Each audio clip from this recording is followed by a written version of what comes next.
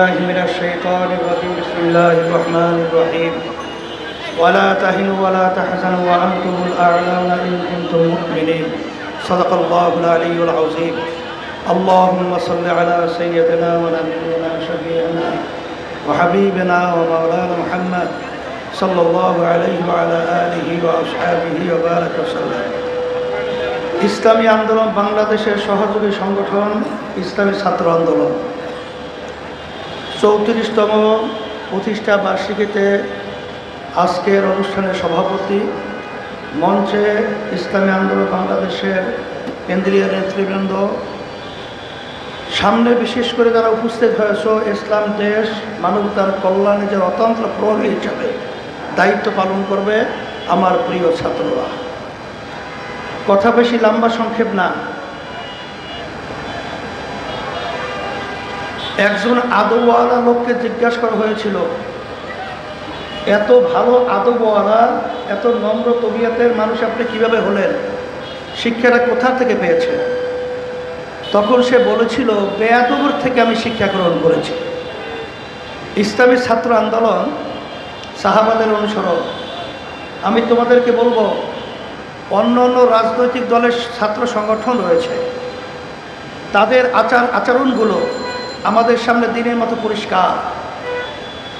ওরা কিন্তু সন্ত্রাসী, খুনি, চাঁদাবাজি, বিভিন্ন অপকর্মের সাথে জড়িয়ে আছে। আর এর থেকে তোমরা শিক্ষা গ্রহণ করে তোমরা ভালো একটা আদর্শ, ইসলাম যে কি চায়, এটা তোমরা বাংলার জমিনের ভিতরে বাস্তবায়ন করে দেখাতে হবে। আলহামদুলিল্লাহ, শুকরিয়া আদায় করছি যে 34 বছর হয়ে গেল ইসলামী ছাত্র আন্দোলন প্রতিষ্ঠিত হয়েছে। আল্লাহর রহমতে, আল্লাহর খাস মেহেরবানি, তোমাদের দোয়ায় আজ পর্যন্ত কোনো বদনামের ছাপ ছাত্র আন্দোলনের ছেলেদের প্রতি আল্লাহর রহমতে কালির কোনো লেপন আল্লাহর ভজরে লাগে নাই। আর এদারাই সিগন্যাল আসছে যে তোমাদের মাধ্যমেই এই বাংলাদেশ সাধারণ অসহায় মানুষগুলো তারা স্বাধীনভাবে, অসহায় মানুষগুলো মাথা উঁচু করে দাঁড়াতে পারবে এবং এখান থেকে খুনিদেরকে তোমরাই জমিন থেকে উৎখাত করতে পারবে। আমি বেশি লম্বা আলোচনা না করে সংক্ষেপে বলবো, আজকে 53 বছরে আমাদের দেশে সুষ্ঠু ধারা কোনো রাজনীতি প্রতিষ্ঠিত হয় নাই। আপনারা জানেন, গত বছর জুলাই আগস্ট ছাত্র যখন বৈষম্য বিরোধী সংগ্রামে যখন নেমেছিল, তখন তারা জীবন দিয়েছিল, পঙ্গু হয়েছিল, চক্ষু হারিয়েছিল, হাজার হাজার মায়ের কোন সন্তান হারা হয়েছিল। আমাদের মূল একটা লক্ষ্য উদ্দেশ্য ছিল, এ দেশকে আমরা সুন্দরভাবে সাজাবো, এই দেশটা আবার স্বর্ণের দেশ হবে, আর আমাদের দেশের টাকা পাচার হবে না, আর আমাদের মায়ের কোন সন্তান হারা হবে না, আর এই দেশে আইনাগার তৈরি হবে না, লক্ষ লক্ষ পরিবার মিথ্যা কেসের মাধ্যমে আর সংসার ধ্বংস হবে না, এরকম একটা দেশ আমরা চেয়েছিলাম। কিন্তু দুঃখের মধ্যে বলতে হয়, আজকে স্বার্থন্বেষী বহল ক্ষমতালিপ্ত যারা রয়েছে, আবার আমাদের দেশকে শান্তি করার জন্য বিভিন্ন হীন স্বার্থ নিয়ে নির্লক্ষ্য সরজে কাজ করছে। এর পরিবর্তন আমাদেরকে করতে হবে। তারা পিয়ার বোঝে না, খায় না, মাথায় দেয়।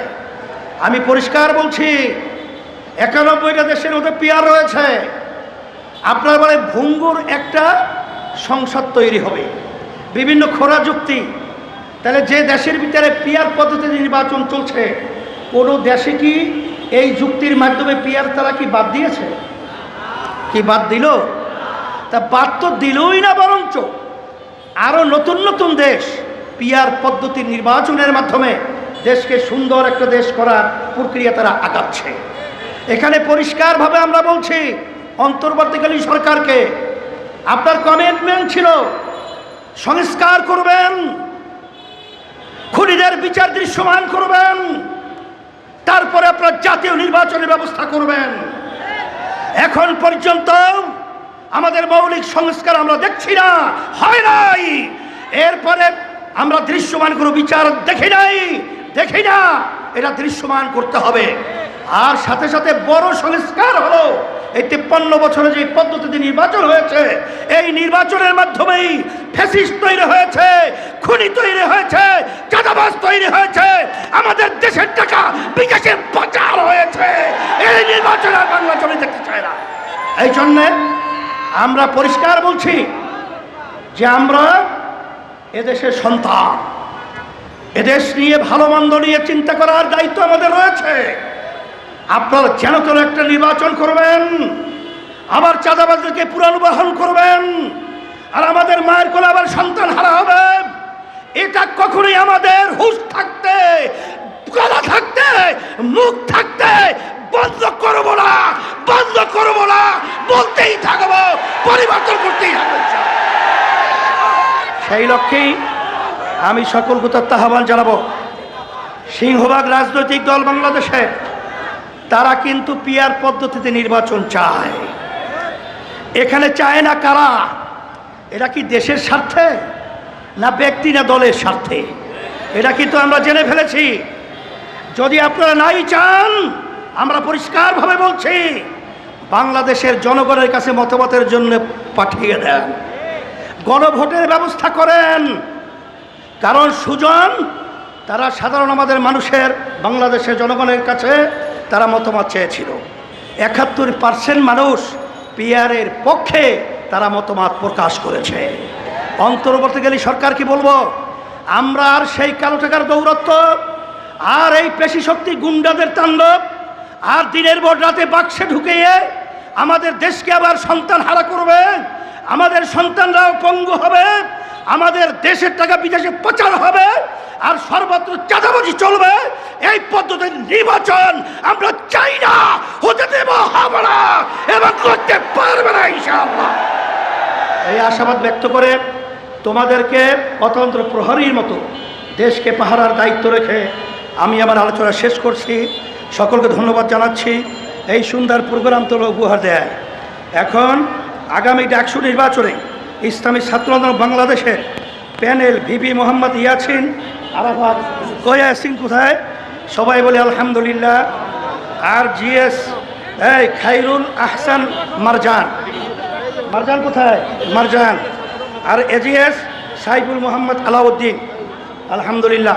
আল্লাহ এদেরকে ইসলামের জন্য, দেশের জন্য এবং শিক্ষাঙ্গনে সুন্দর পরিবেশ তৈরি করার জন্যে আল্লাহ এদেরকে কবুল করুক, বিজয় দান করুক। আর পূর্ণ প্যানেল এখানে আছে, এখানে আপনারা দেখতেছে, তোরা দাঁড়াও, সামনে যাও, আংশিকরা আছে, ওদের জন্য সবাই দোয়া করবা। আল্লাহ যেন ইসলাম দেশ মানবতার পক্ষে কল্যাণে আল্লাহ কবুল, আল্লাহুম্মা আমিন।